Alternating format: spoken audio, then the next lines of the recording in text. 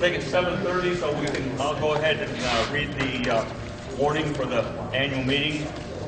The legal voters of Leland and Gray Union High School District, number 34, comprising the towns of Brookline, Jamaica, Newfane, Townsend, and Wyndham, are hereby notified and warned to meet at the Leland and Gray High School Gymnasium in Townsend, Vermont on Tuesday, February 3rd, 2015 at 7:30 p.m. for the 2015 annual meeting and for a public informational hearing on questions to be decided by Australian ballot to act upon the following articles. I had meant to get the word out that I would prefer not to be re-elected moderator after tonight's meeting. I didn't do that, and so if there's someone out there who would like to serve as moderator starting in July of this year, please let us know that, or if you know somebody that would like to serve as moderator, we can do that. If not, I will take the position and we'll see how it goes this coming year. Someone can always be appointed in my place if I decided to, step down. But so that's the status.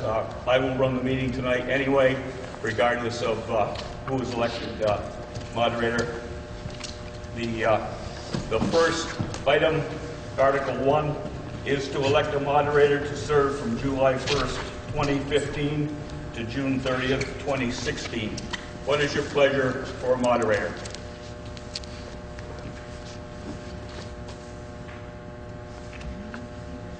I nominate Ralph Coleman. Okay, Ralph Coleman's been nominated. Are there further nominations? Hearing none, I'll declare nominations closed. All those in favor of Ralph Coleman serving as your moderator from July 1st, 2015 to June 30th, 2016, please say aye. Aye. And opposed, no. And it's carried. Article 2 is to elect a clerk to serve from July 1st, 2015 to June 30th, 2016. And I believe Gloria Cristelli is the incumbent. What is your pleasure for clerk for this coming year? I'd like to nominate Gloria Cristelli. Gloria Cristelli has been nominated. Are there further nominations? Hearing none, I'll declare nominations closed. All those in favor of Gloria Cristelli serving as your clerk to serve from July 1st, 2015 to June 30th, 2016, please say aye. Aye. And opposed, no. And it's carried. Article 3 is to elect a treasurer to serve from July 1st, 2015 to June 30th, 2016. And I believe the treasurer, who is it? Cynthia Davis. Cynthia Davis is your treasurer. Nominations are now open for treasurer to serve from July 2015 to June 30th, 2016. Cynthia Davis has been nominated. Are there further nominations? Hearing none, I'll declare nominations closed. All those in favor of Cynthia Davis serving as your treasurer from July 1st, 2015 to June 30th, 2016, please say aye. Aye. And opposed, no. And it's carried. Article 4 is to see what salaries and/or allowances the district will pay to its officers, directors, and treasurer. What's your pleasure on Article number 4?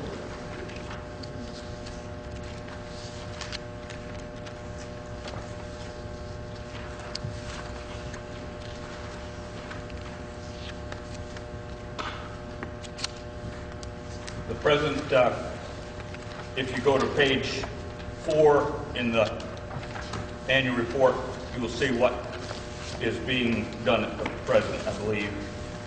Yeah. The chair is paid 500, members 400, and the treasurer 500. What is your pleasure for payment for salaries and/or allowances under Article 4? I move we keep the same amounts. It's been moved that we approve the same salaries and allowances as last year. Is that correct? Yes. Is there a second to that? I'll second. It's been seconded. Is there discussion on article number 4? Yes. We were talking at our meeting as to why the clerk doesn't get it. Does anybody know the history of that? I think it's basically, someone else can answer it. I think the clerk serves basically at this meeting, take the minutes, and that's basically the job. But, anybody else has an idea. I think that's probably the reason. Any other explanation on that? No, I don't. I shouldn't speak anymore. No. Right. Any further discussion on salaries? If not, all those in favor of the motion, please say aye. Aye. And opposed, no. And it's carried. And you've approved the salaries and allowances as they were at the present. Article number 5 is to set the date of the annual meeting of the district for the first Tuesday of February in the year of 2016, which I'm not sure what. February 2nd? Second? You said it's the 2nd of February. Do I have a motion to set February 2nd as the date of the annual meeting next year? It's been moved. Is there a second? It's been moved and seconded that we set the date of February 2nd, which is the first Tuesday of February 2016 for next year's annual meeting. Any discussion on article number 5? If not, all those in favor, please say aye. Aye. And opposed, no. And it's carried. Article number 6 is to conduct a public informational hearing on the 2015-2016 Leland Gray Union High School District number 34 budget, which is to be established on February 4th, 2015 by Australian ballot on the following ballot question. Shall the Leland Gray Union High School District adopt a budget of $6,943,185 to defray its expenses and liabilities for the 2015-2016 school year? Now I'd like to turn it over to Joe Windrick, who is the chairman of the board, and I can take it from here as far as introducing the people and setting up the informational meeting. Thanks, Ralph.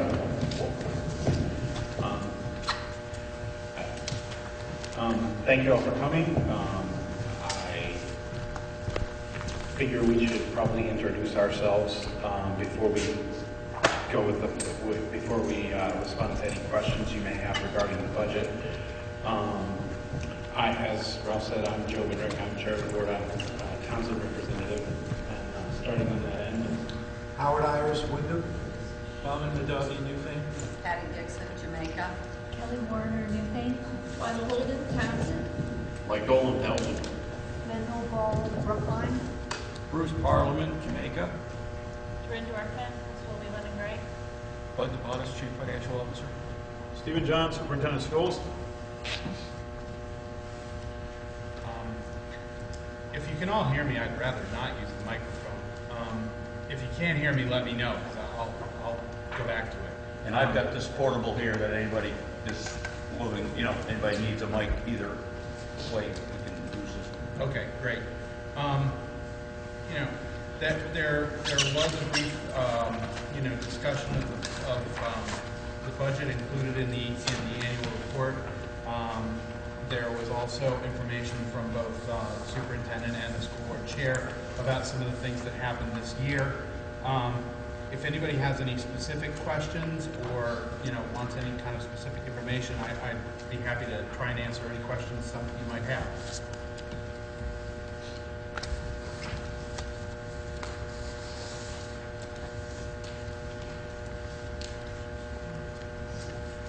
Sure. Ken? No, Mark. Would you explain the Leland Gray Middle School student performance in New England assessment program? You have proficiency. I don't quite understand that.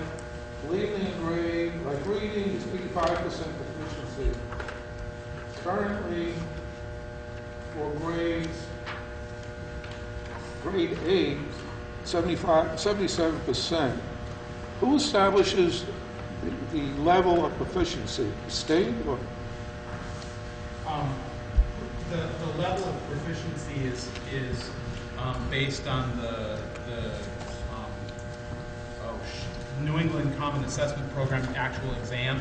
You take the test, and then the score on the test is there are, help me out here, there are four numbers, right? It's proficient with distinction, proficient, and then I forget the lower two-tier numbers, and those scores are just then reported back by the actual test. Doreen could probably answer this better, but I think we have to suspend a rule, right? No? Okay. It's an informational meeting. Okay. Please. I'm gonna try this.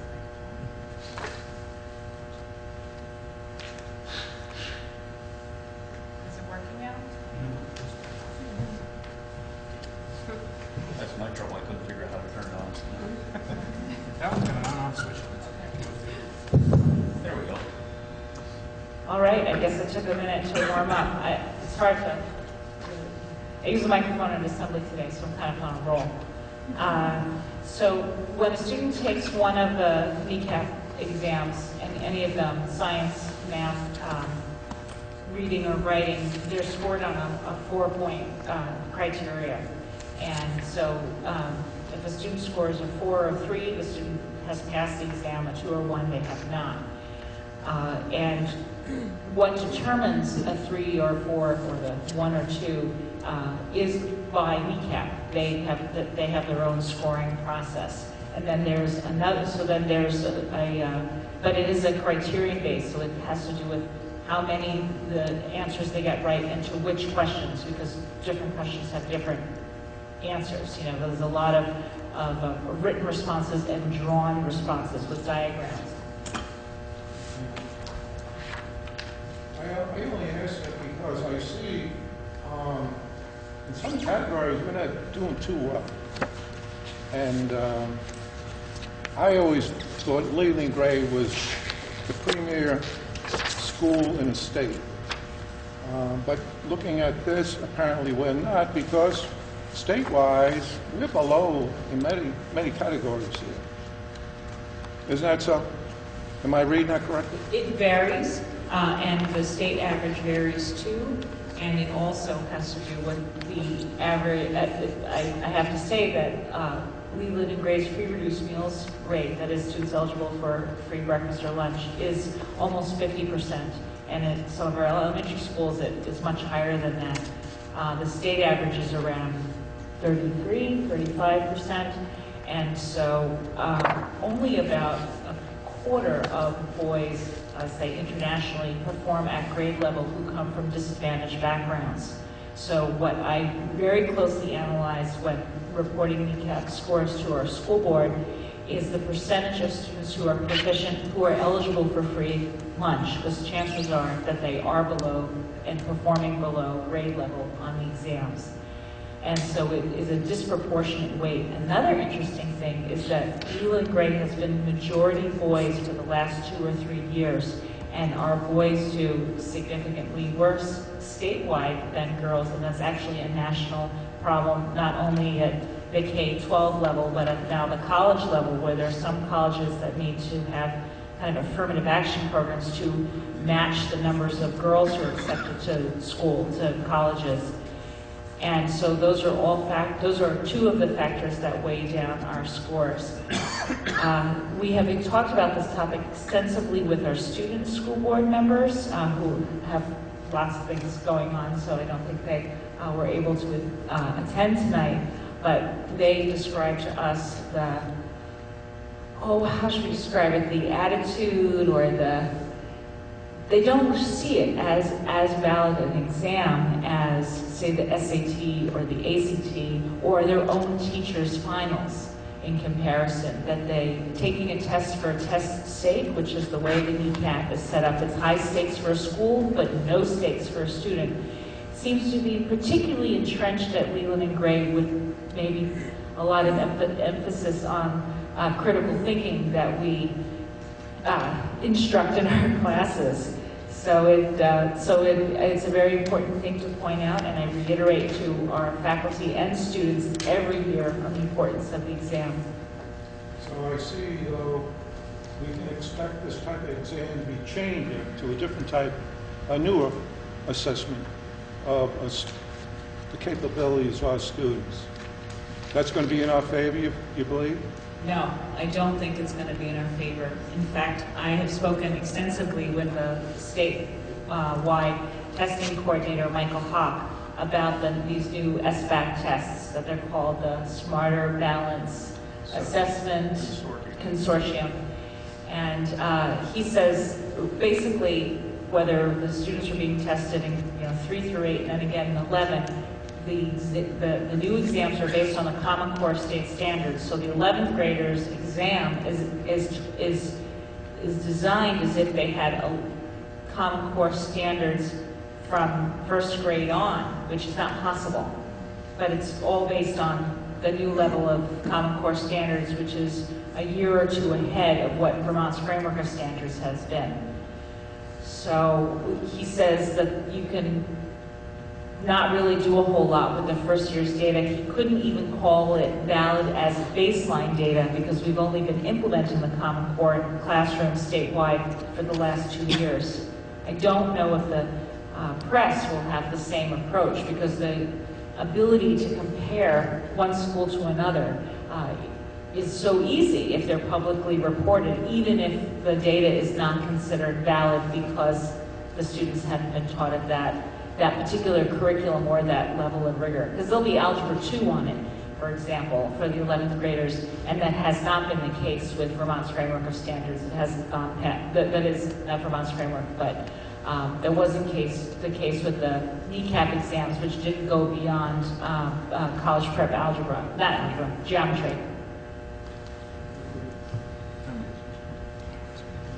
If I may just add that any of the states, the 42 states involved with the consortium, or with the Common Core standards, do expect that these scores will be quite devastating for most states and most schools.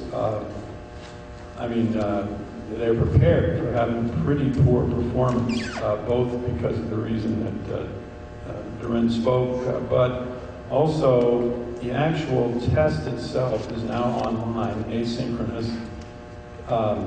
In fact, when the student sits there and asks questions positively, they will get harder questions, and if they answer them negatively, they don't measure up, then they'll get easier questions. So that's the good news about the new kind of testing, which is basically online and gives us results within 24 hours. But the difficulty is that we expect now a very high level of performance and facility with the computer, with the management of the desktop, sliding and pasting and cutting and adjusting. And we are concerned that some of our students haven't had sufficient experience with this medium, with this approach to testing. So that is an interesting angle, and it's something you consider an interesting element because it will probably negatively affect their performance. In other words, we expect kids' performance to be not as high as, in fact, we think they should be. The Secretary of Education for Vermont, Rebecca Holcomb, spoke to all the superintendents and warned us of this once again last month, and suggested that she will certainly make every effort with the media to point out to the public that this is the beginning of holding our schools accountable to higher standards vis-a-vis the Common Core standards across the nation, and that we can expect after a year of implementation that perhaps we'll have a baseline data in the next year, 2016, spring of 2016, that might give us reason to then base our progress beyond that and measure our progress. The good news is we look at individual data on students that will be much more informative. So, as a long experienced educator of many years, I've seen various tests going back to Cat 9s, California, whatever, and Iowa, and Terra Nova, and so forth. And I have to say that the tests are getting better, but in fact, they still only test a couple of things: reading, writing, language arts, and math. and science now against some new science, next generation science standards that we have not yet been able to implement, recently adopted by the State Board of Education. Anyway, it sounds like a long list of excuses, but I do want to give a realistic assessment and prediction about what's going to happen. We're not, we're not looking at this with rose-colored glasses and say, oh yeah, things are going to be all great. No, we need to be held accountable and hold our students accountable. Maybe that individual kind of testing and being accurate for kids will be more encouraging them to actually perform up to their ability. After all, right now, if you're a special ed student and you took the kneecap test in the 3rd grade and your ability was only at the 1st grade, there was no hope because the test didn't change. You just couldn't cope with it. You got a 1. Insufficient progress. So here's the good news about this change in testing. We'll try to stay positive. Thanks for listening. Thanks, Steve. Bucky, you have a question? A question with respect to the individual student proficiency rating. Is the proficiency rating of an individual student based on how that individual student performs absolutely, or is it dependent upon how all of the students taking that test at that time perform? What you're describing is criterion versus norm-based testing, and it is criterion-based. It's based on the individual student. It's not graded on a curve. It is based on a set level of what they consider to be proficient, and not based on how other students have done, which is why there is actually a considerable variation over the years, that some years only. Otherwise, if it was norm-based, it'd be basically the same percentage statewide would be proficient, because that would be what changes. But there was, for a time, at the state level, when they determined what was the criteria for making adequate yearly progress, where that was still an unknown until the state determined what would be the rate, considered what was the percentage of a school's students who passed the exam for them to make adequate yearly progress. That was something in flux. That's no longer the case, since essentially I think all but one high school in the state of Vermont is considered not making adequate yearly progress, and 80–90% of the elementary schools as well, all based on No Child Left Behind. For 2014, all students, every single student in the school needing to be able to show proficiency on all exams. So that's not a possible criteria to reach. And so, again, in consultation with Michael Hawk, he said, oh yeah, at the end of 2014, all the schools will be failing by that criteria of No Child Left Behind. Does that answer your question? Yes, thank you.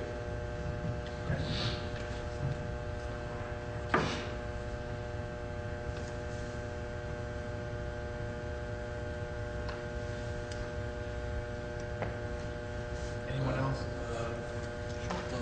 One more question if I'm related to that. Then what does Leland and Gray do with that information? Do you modify curricula? Do you work with individual students? When you get this information, what do you do with it? There are several things we do with it. First, we review it as a faculty, especially the reading and writing scores together, because it's not a language arts test, it's not the English curriculum, it's reading and writing taught across the curriculum, which is what we do at Leland and Gray. And we also have release items. So the kneecap exam releases 15 questions to us that we can then see the specific scores our students, not scores, specific answers students gave. So we can see if, say, 70% of the students got that question wrong. So we can, and that then informs the teacher's instruction, because they can see where or which places in the curriculum they teach that content and how they need to teach it differently or more frequently or more effectively. Also to adjust the assessments they give in class to give more kneecap-like exams. Now, fortunately, the curriculum what I've been told is because we do teach the next generation science standards, and from what I have been taught from the state is if you teach those standards as opposed to Vermont's framework of standards, the students can still perform well on the science exam, which even though the reading and writing math exams will now become this SBAC test, the science exam continues to be kneecapped for another 2 years. So it informs instruction. And in terms of individual students, we take a really good look at that in terms of their math supports, English support classes that go along parallel in their regular English or math classes. Sometimes it's used for special education evaluations to look at how students did on standardized testing, especially over time.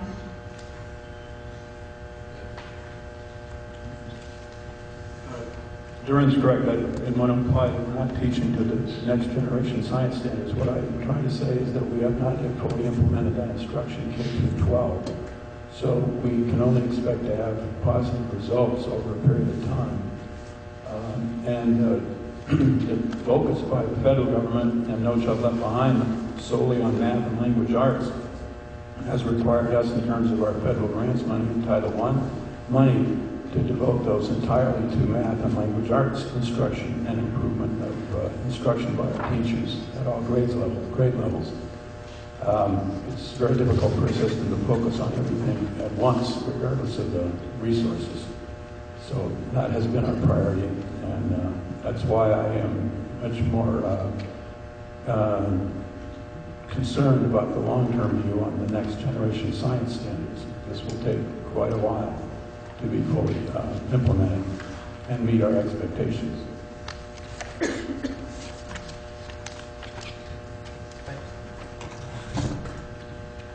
Sure, Ken.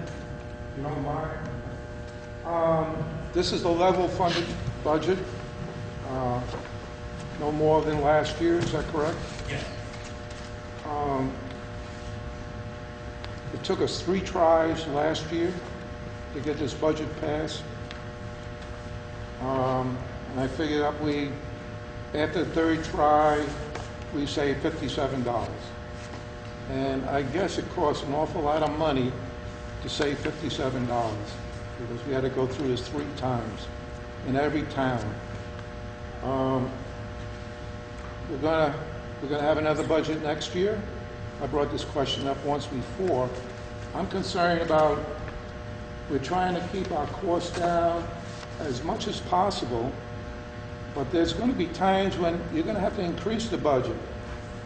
You know, everything else gets increased. Our food budget gets increased. Everything goes up. The school budget has to go up. Chances are next year, the school budget's going to go up again. And then you're going to have a hard time again. Maybe you have to go back 3 times to get it passed. Is there any long-term plan to better funding the school here so we don't have to go through this agonizing way of trying to get a budget passed? I guess it all has to do with the state. Is the state going to give us more money so we can get these budgets passed? Or what is the forecast for the future for next year as trying to get the budget passed? I know this has to do with tonight, but I'm also looking about next year and the year after, and with costs are going to constantly go up, up, up. Well, as you know, the issues that you raise are statewide issues. Those, you know, every school struggles with those questions. Most of us face declining enrollment. Since education is funded in Vermont based on pupil count, you know, that means you're going to end up with less money, or you're going to raise taxes.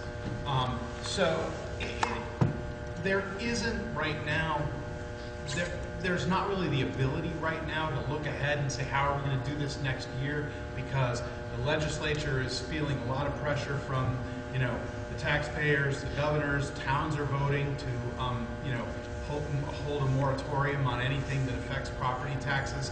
So there's going to be changes, you know, at the state level probably on that. And once we see what happens with that, we'll have to figure out how to plan for that. You know, right now, the conditions are probably a little bit too unstable for us to look ahead a year and say, this is how we would do it. You know, if everything remains the same, as the enrollment goes down, the budget probably has to at least stay the same or go down, and it's up to the board and the administration to come up with, you know, new and more efficient ways to try and educate our children. But until we know what we're working with from the state level, you know, we're not sure either. Ben? We did do a summer retreat this year, a full-day retreat, where we did discuss our vision for the future of Leland and Gray. And as a board and administrators, we tried to narrow our focus on certain things that we all agreed were the most important things we'd like to see us to accomplish and to be what we'd like Leland and Gray to look like 5 years down the road, was it? Or was it even 2020. 20. So, but it was all within the realm of what's fiscally possible. I am amazed this year that we tasked the administration with a balanced budget, a zero increase, and that they were able to do it, you know, and I have full confidence that they will do this without it negatively impacting the education that our kids have. They just have so many tools in their tool chest to work with. It never ceases to amaze me how much they can do with what they're presented with. It's incredible.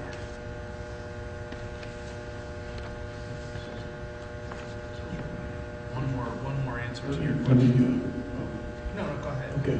Well, keep in mind that the present budget is based upon a reduction of force. You know, your primary cost in public education is personnel.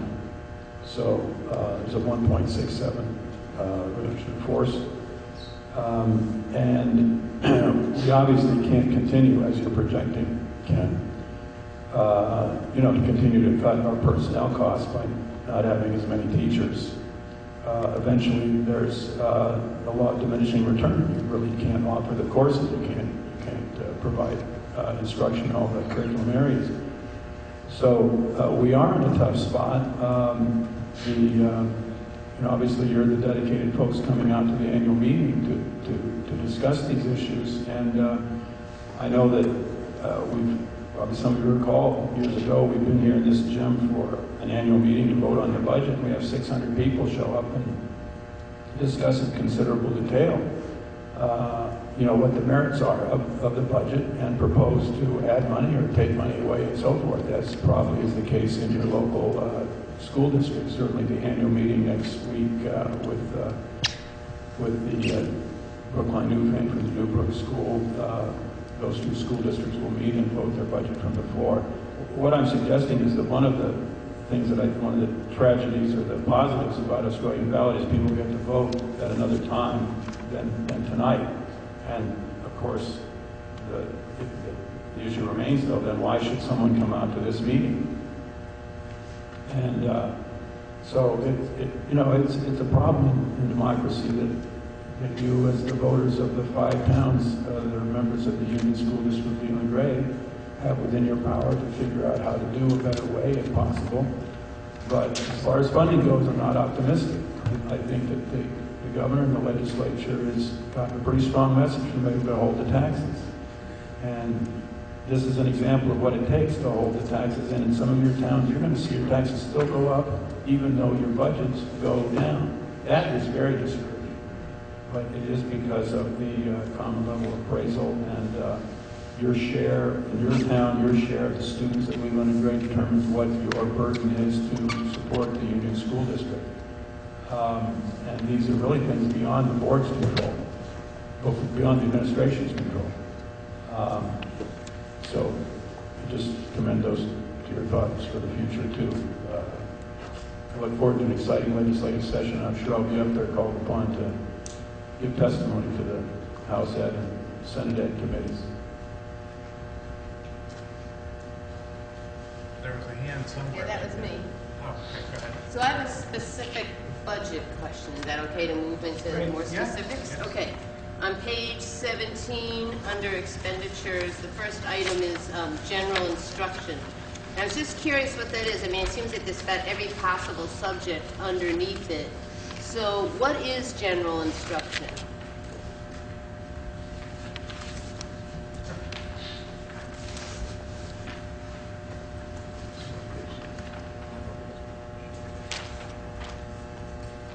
Don't you? Well, just because general instruction is all the instruction that's not special education or other categories. So, basically you'll see later on a list of all the different departments, all the different subjects. That list, art, co-op ed, is that what you're looking at? Yeah, so On it's page actually- 17? So, I mean, this art, co-op ed, English, foreign language, physical health, I mean, I just can't think of any other subjects. Just curious. You are correct. There aren't really any other subjects except those that appear down below, special education and pupil support services. Okay, if I could direct you to page 20. Yes. At the top of the page, that will list the detail for all those items that are under general instruction. You see art. No. I mean, art has its separate thing. That first category. But it's the current category also, so.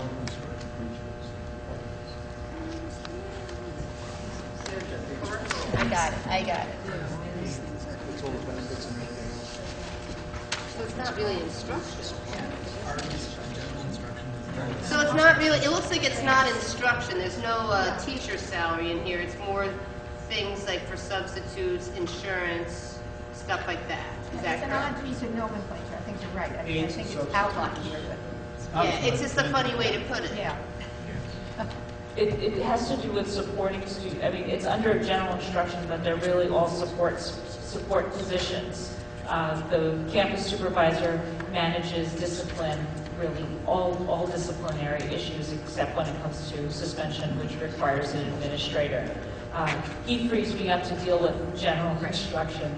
That we have a half-time planning room assistant as well, who is in the planning room when he's not in there.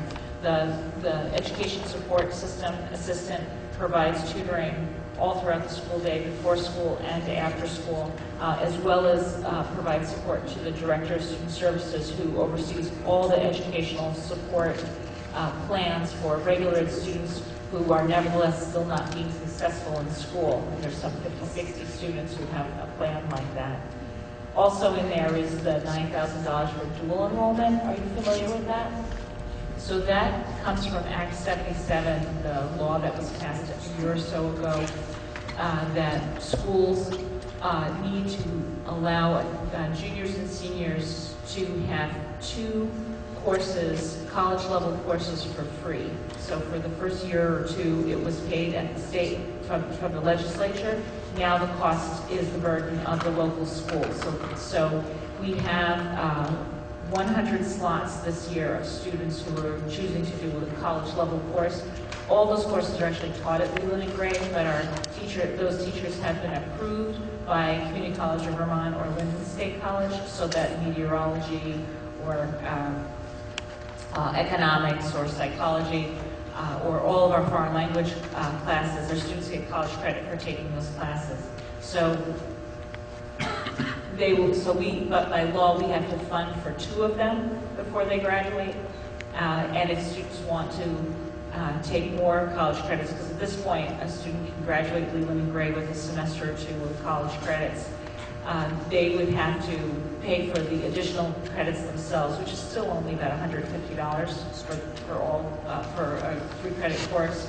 But the school board really wanted to support our students from low-income backgrounds, so they added an additional $2,000 for scholarships for eligible students. So that won't suffice for the need, since nearly half of our students would be eligible for the scholarships, because it's based on the free meals eligibility, but it's still a help.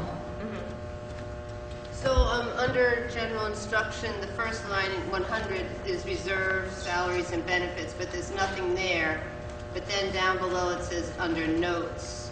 So are the salaries for those under the notes, the planning room person and stuff, are they in the next line, 104, instruction support aide? Yes. Is that the salaries? Yes. The reason why there's no reserve salary there is because for the most part, these are non-union positions, and so we can anticipate, correct me if I'm wrong, Stephen, we can anticipate what their salary increase will be for next year, so that's built in, whereas for the faculty, and I think that paraeducators as well, their contracts expire this spring, so they'll have new contracts, and we don't know what the increase will be, so that would be in the reserve salary and benefits.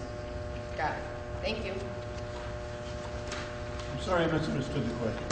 That's okay, Stephen. I answered the question I wanted to have. Okay. Do you want me to ask that one? No. On page 23, 17, it says that that program became part of the special education services last year. Then turning to the special education portion of the presentation on page 25, how would I get any indication as to what is going on with alternative education in that? Did it completely disappear, or? So if you look at the line that is at $1,085,312, so all under professional services, because special education is now Wyndham Central for all of the schools of the Wyndham Central Supervisory Union, it's built into this one line. So the alternative education, or otherwise known as the hands-on mind engaged program, is in this category here. So there's a teacher and 2 or 3 paraeducators within that, unless I'm mistaken. The program continues. I'm sorry? I'm glad you're here to ask. Is there an alternative education program? Yes, there is.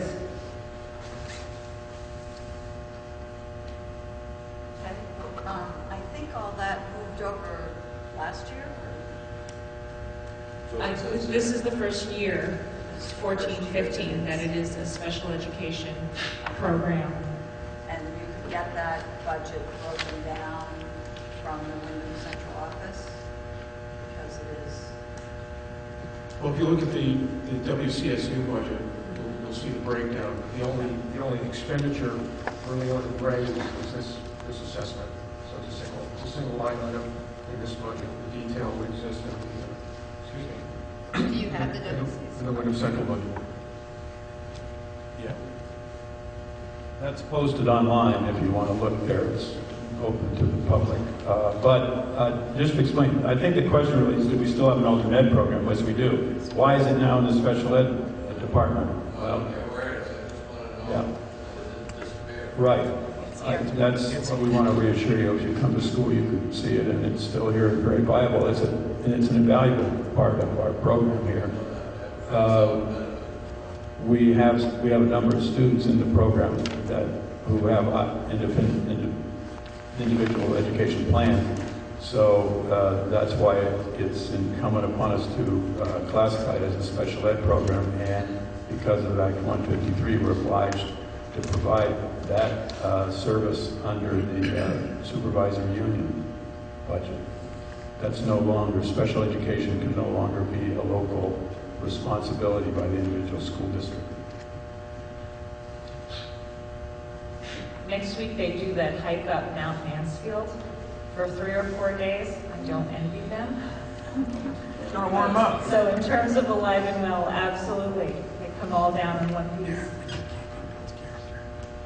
And actually, the campus supervisor, who's under general instruction, has volunteered to be a chaperone on that trip as well. So we have the regular education integration as well.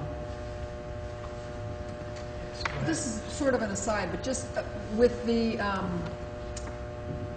everything being assessed through Wyndham Central now for special ed, is that then assessed by population or by direct need each year? It's a little more complicated than just simply by need, but we have to submit to the state what's called a service plan in October. And that projects what our student enrollment and needs will be for independent education plan, individual education plan students the next fall. So the budgets are built upon that service plan. There are expenses that are borne among all the supervisory union by general student population, ADM. That is the assessment of the so-called superintendent's budget, and that really involves the director of special education, school psychologist. That's about it, an administrative assistant for special education part-time. Otherwise, the assessments to the districts are based on the students that you actually have in the district. Now, that means for those of you, you're all representing towns and you have your own school budgets, there will be a special education assessment in your local school budget, the elementary school budget, as well as in this one. The Marlboro School Board has a proposal to the full WCSU board to share the expense of special education based upon average daily membership rather than the IEPs of the individual districts. And I just call your attention to it because the rationale is that if we make a service plan back in October and say in a school district we need to spend and fund $200,000 more for special education because we have these needs, and then $300,000 worth of needs show up, we're in trouble with the budget. If only $100,000 of students show up in the following fall, then we've over budgeted and the taxpayers have been paying more money than what was really needed. This is a big problem with small district. Leland and Gray also, you can see our special ed costs go up and down somewhat, but the larger the student population, the larger the school, the less these individual cases of special education costs affect the budget on a percentage basis. So it's an interesting challenge for the public to decide in all your towns and with your boards. I just am very sympathetic to taxpayers saying, well, why can't you figure this out, Dr. John? I mean, what the heck? You're an educator. Why can't you get this right? Well, we have very small numbers, and so when two students move in or out, it can make a tremendous effect on your special ed costs in your small towns. Yeah, it's a pre-K 6 proposal. Well, that's true. You as a Leland and Gray annual meeting are not supporting the elementary schools special ed costs. Okay, there's a different assessment for the kids. So, for example, if Wardsboro sends kids by tuition, well, they have to pay for that on a tuition basis and those extra costs for special ed students at Leland and Gray. You're not bearing the cost for those students. Okay? And the assessment goes by pre-K to grade 6, as well as then 7 through 12 for Leland and Gray.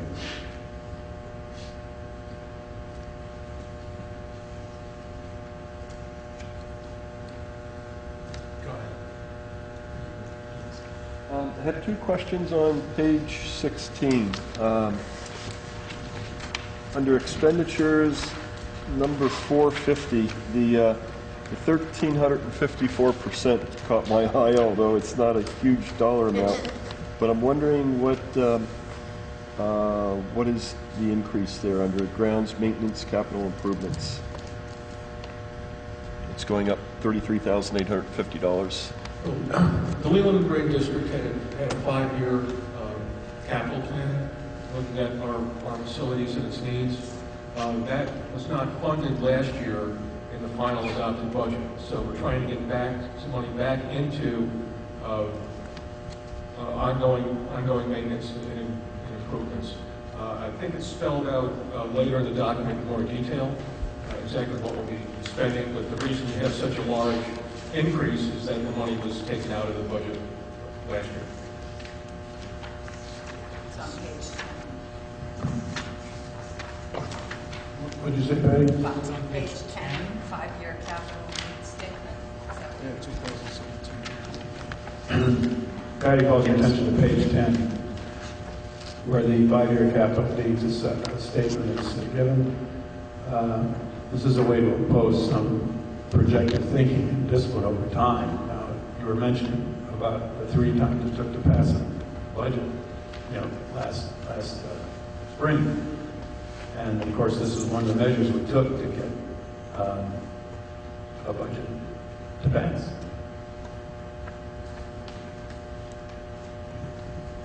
And you had a second question? The second question I had is still on page 16. Item number 100, under the salaries.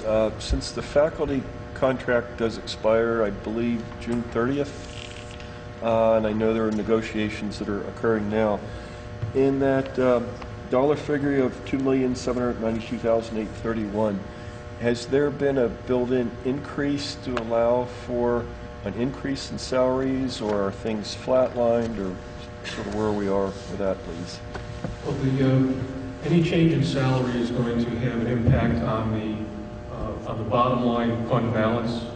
You see we've got a $94,000 figure at the bottom of the page. That will move depending on what happens with salaries. And negotiations are ongoing. That doesn't mean we'll have a new contract for next year. We certainly hope that we do, but it's very difficult for us to look into the future and know that is. So it's going to be an adjustment to fund balance. So that 94,000 that's sitting there as a reserve potentially covered? Well, what we're hoping is that the lion's share of that goes to impact a negative fund balance that the district is now running. So that's its primary purpose, but it may need to be adjusted to address salaries. And if I may ask a follow-up to that, I'm trying to wrap my hands around how these negotiations occur, and I'm a state employee, and I recognize there are certain confidentialities in those contract negotiations. It seems like our process is a little more transparent in state government, whereas when you get to the NEA process, it tends to be more secretive. It's really hard as a member of the public to get a sense, okay, what have folks put on the table? What are they looking for? And it just sort of seems like we get presented with something and boom, it's there, and we don't really have any say, or once literally the deal is signed. Okay, so I'll review the process a little bit. Maybe it'll help other people, even if you've already heard this. The law has changed regarding the responsibility of the supervisory union to now oblige the superintendent to invite all the boards in the supervisory union, all the school districts, including Leland Gray, to participate in a bargaining council and attempt to bargain a unified contract throughout the supervisory union. There are school districts that have declined to participate. And that's public knowledge. It's Wyndham, Marlborough, and Dover. Jamaica recently, 2 years ago, in the last bargaining session, did decide to join the council so that we have, a consistent master agreement covering those covered by the professional bargaining unit, that is the teachers, so-called. There also is another master agreement that's negotiated with Newbrook and Leland Gray and the WCSU, which is, we're an employer ourselves as a full supervisory union because, as you see in the budget, we have to take responsibility for special education employment. So that covers the support staff, the paraprofessionals, as well as some support staff, janitors and so forth. There are a number of employees that aren't covered by those two bargaining agreements, but that is generally the lay of the land. Now, what happens because of labor laws regarding negotiations that you allude to regarding the VEA or NEA is that the local staff certainly have the resources of that union association to be represented by legal counsel, and the boards, or the bargaining council now representing these participating boards, also has recourse to legal counsel, and that can be a pretty extended process, given the way the bargaining law is set up to, if I could use my hands here, the fact is, if you're bargaining and looking forward or resigning yourself to at some point having arbitration or some sort of mediation, you end up starting like this and assume that eventually you'll get to here. Well, you know, that's a pretty antithetical, you know, antagonistic way to approach bargaining, but that in fact is what the labor laws not only permit but expect. So, you know, I'd like to see a different way of bargaining, but that is really what the rules of the game are for us. And of course, you know that either side on the board, but more predominantly on the side of the employees, they leverage one contract or one agreement against another. And there is some interest at the state level of having a statewide teacher's contract, as you mentioned, state employees have. So I wouldn't be surprised what eventually happens here, but right now most local boards want to maintain their control, or what they believe is the best control over their costs, by bargaining directly with their teachers. And that happens, obviously, in executive session. Those meetings are warned, so you can know when they take place. Actually, Joe has been elected the chair of that bargaining council. And we look forward to a positive outcome, but sometimes it takes a while to get there. Last year, the last bargaining, the master agreement we presently have in case, in effect, was a 3-year bargaining agreement, but we actually didn't get it approved or ratified until we were already well through the first year. And it took, what do you think, Joe? Year and a half or 2 years to get there? It took almost a year and a half, but there were some extenuating circumstances. Also, I prepared the public for the possibility that we really don't have much. There are disincentives to having a long-term agreement at this point because of all the questions about healthcare costs. So certainly, I'm not advising a long-term agreement because I'm not sure what our healthcare obligations and costs are going to be in the future. So we would, if we have a long-term agreement, we'd have to have what's called an opening clause so that we would reopen that as necessary by legislation or something. But I think we may be in a season here of annual agreements or one-year agreements, short-term, to just see us through to the full implementation of the ACA, Affordable Care Act, and whatever Vermont decides on our local state level to do about health care.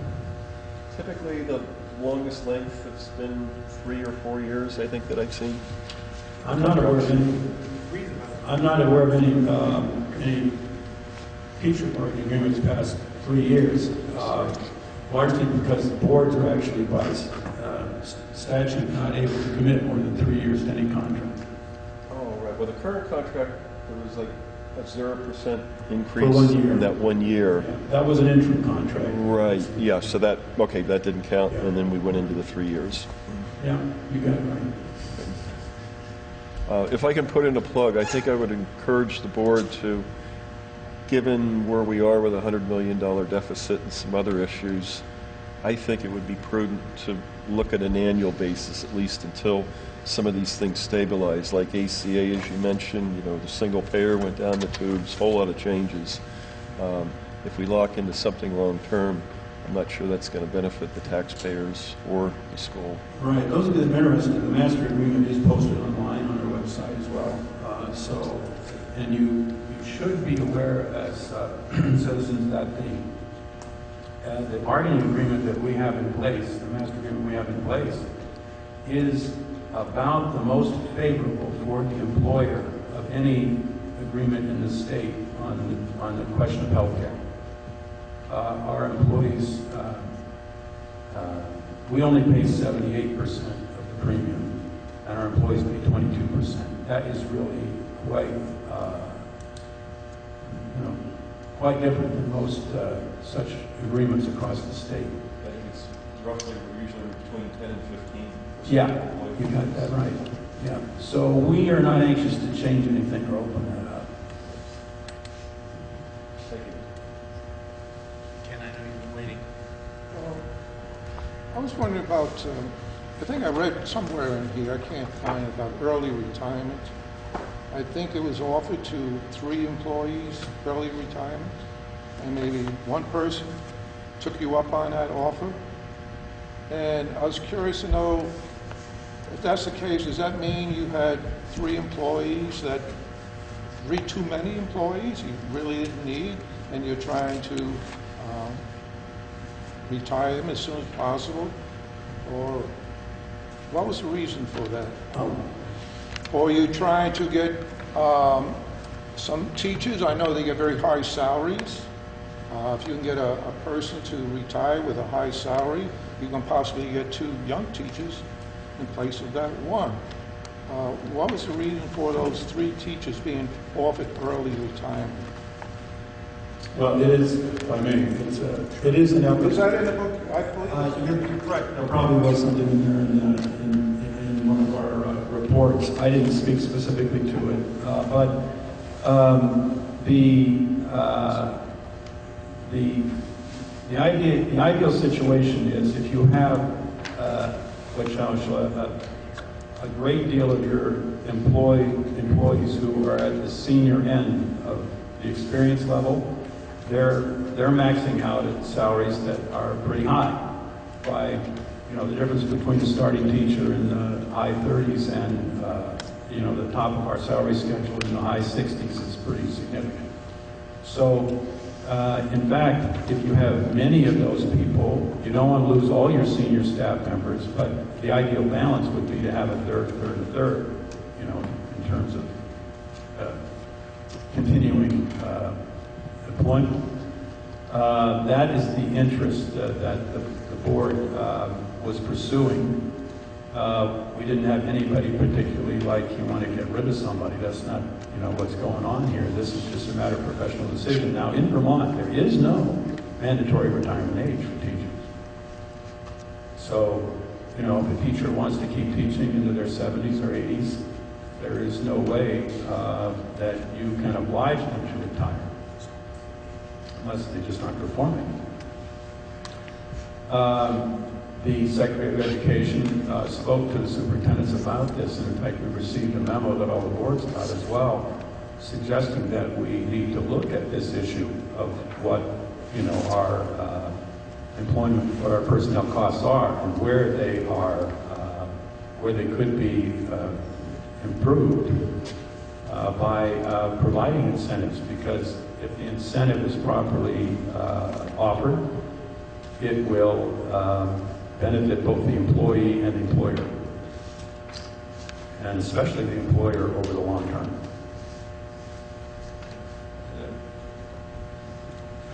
I'd just like to add that there can be no question of encouraging somebody to retire. You can't single out certain people and ask them to retire, as Stephen John is saying. There's no mandatory retirement. I retired out of a public school at age 76.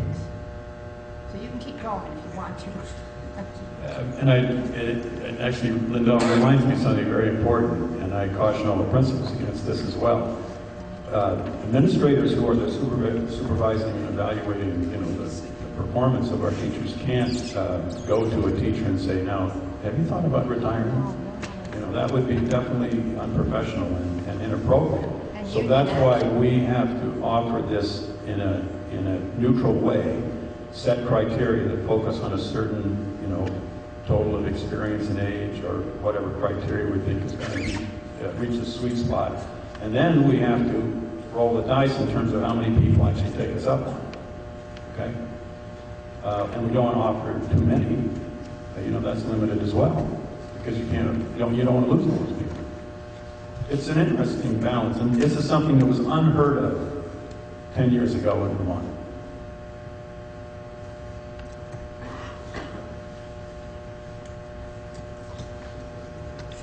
Anybody else? Yes. Page number 10, when I look at the enrollment forecast, we've got a pretty steep decline projected coming up, going from 350 students this year down to 297. So if my math is right, that's a little over 15% drop in 4 years. I'd just be interested in what thoughts the board had how, I mean, this is the trend that's been happening, and it's been happening for a while now, but you know, that curve's dropping off, and where do we hit that point where we simply can't offer the breadth of coursework that we'd like our students to be able to have? I mean, I see some real challenges, and of course we're an aging population. But do we get to the point where we have a minimum size, class size that we can operate the school? Right. The smallest school in Vermont high school is 90. Which one is that, Steve? No, the one with the creamery. Cabot. Oh, Cabot. The one with the band. I think the band. Everybody's involved in the same thing. It's a universal curriculum. There are imaginative ways you can have smaller schools. I don't presume to preclude what could be possible here at Leland and Gray. Obviously, you're alluding to the necessity of some kind of creative use of personnel, more efficiently provide the instruction, because when you go from 350, you know, when you lose 50 students, you're losing $500,000, you know, assuming about $9,000 from the state. So, and then under the per state student property tax system, well, right. What is our equalized cost?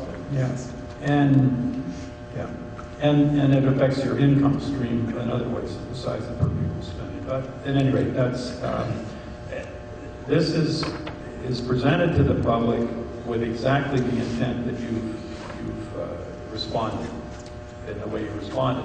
You know, it begs the question of what is the long-range plan. This Vision 2020 certainly is an attempt by the board to set the parameters within which the administration has to come up with creative ways to respond to this challenge.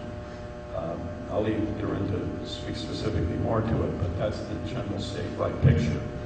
And once again, we should look to our legislature to figure out how we can best support public education and provide for our students, regardless of the declining enrollment.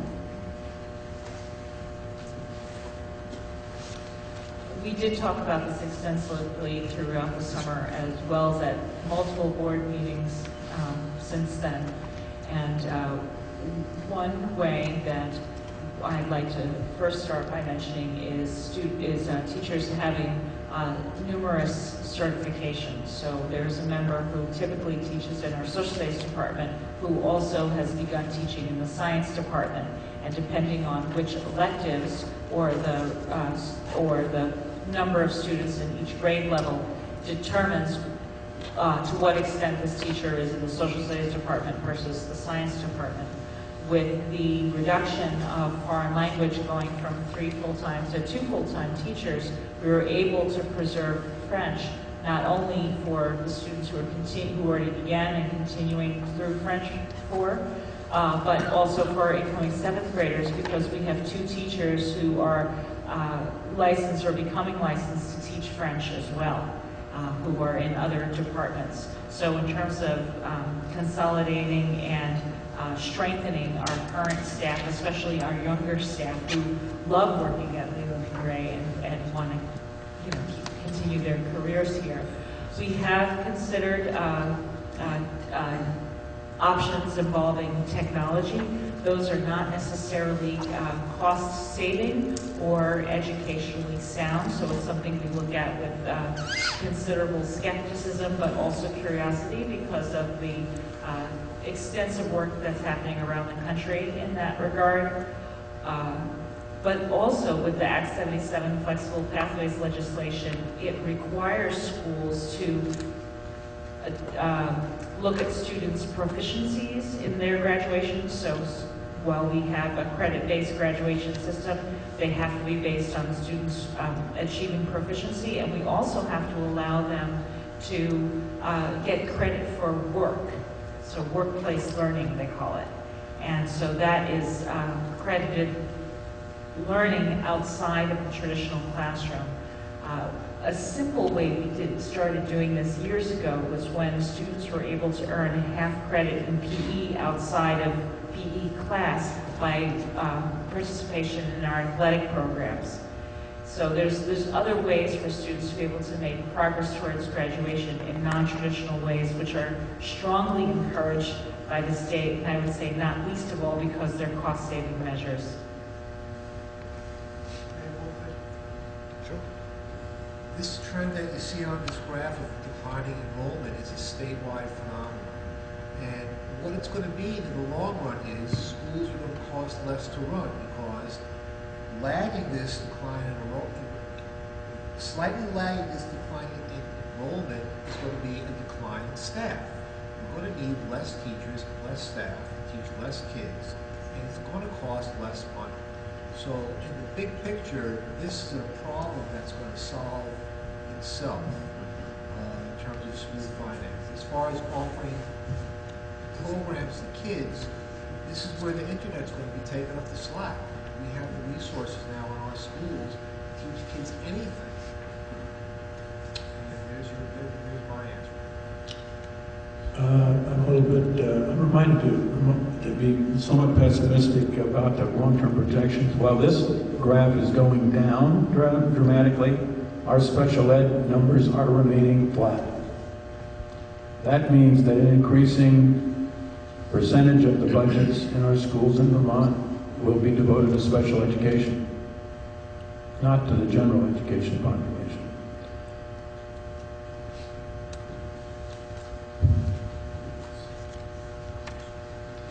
On that note of special ed, has there been any discussion out of Montpelier in the last year or two? I don't expect them to come riding in on their white horse considering a $100 million deficit, but the special ed issue is just something that can kill small local districts like ours, as you said, where you can have one student that might have a cost of $50,000 to $100,000, I guess if they're going to a specialized institution. There is an initiative among some legislators to remove the special ed costs from the tax rate calculations for the district. I mean, that would help, because one thing that drives you crazy in a small town is that you have the service plan, which indicates you have to spend this much money. Well, that's what you have to vote on as the voter, how much money you spend. It isn't really paying attention to how much money may come in because of the federal reimbursement, which for kids up to $50,000 expense is about 56%. For those between 50 and 90,000, it's 90%. I mean, there's different reimbursement rates depending on what the program is of the special needs, extraordinary needs of the students. But see, all that still doesn't affect your bottom line. The taxpayers of Marlboro last year had to raise their bottom line by $250,000. And it was almost entirely due to special ed costs. And that was a lot on a $2 million budget. People felt lousy about it at town meeting, but they couldn't deny those kids a free and appropriate education.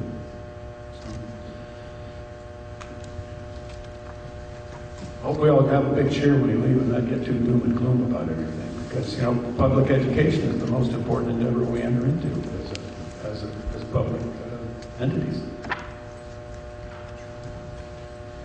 Anybody else? Yes. Just want to give a thank you to the school board. It's a tough job, and I appreciate you folks serving, putting in the time that you do, and essentially volunteer basis.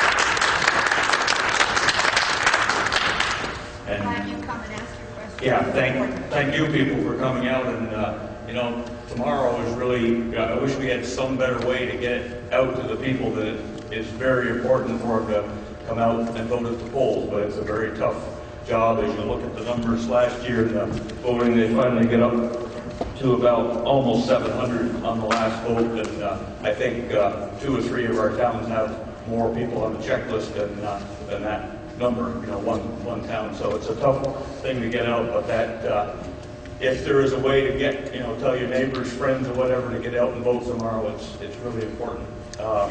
I think we have one more article here just to transact any other business that would legally come before the meeting, if there's anything. And then I'm going to read the Australian ballot warning, and we can adjourn if there is nothing else. Is there any other business before this meeting? We've had some really good questions and answers. Okay, I'm going to read the warning for the Australian ballot, which will occur tomorrow. The legal voters of the Leland Gray Union High School District number 34, comprising the towns of Brookline, Jamaica, Newfane, Townsend, and Wyndham, are hereby notified and warned to meet in the town offices in the town of Brookline, the town offices in the town of Jamaica, the Newbrook Firehouse, Vermont Route 30 in the town of Newfane, the town hall in the town of Townsend, and the town offices in the town of Wyndham, respectively, on Wednesday, February 4th, 2015, to vote by Australian ballot on the following question, beginning at 9 a.m. in Brookline, 10 a.m. in Jamaica, 9 a.m. in Newfane, 9 a.m. in Townsend, 10 a.m. in Wyndham. Polls will close in all such towns at 7 p.m.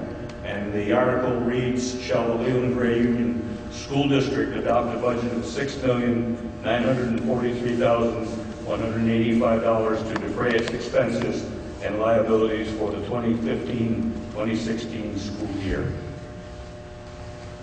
If there's no other business, I would offer a motion to adjourn. It's been moved. Is there a second? All those in favor? Thank you very much for coming. Appreciate it.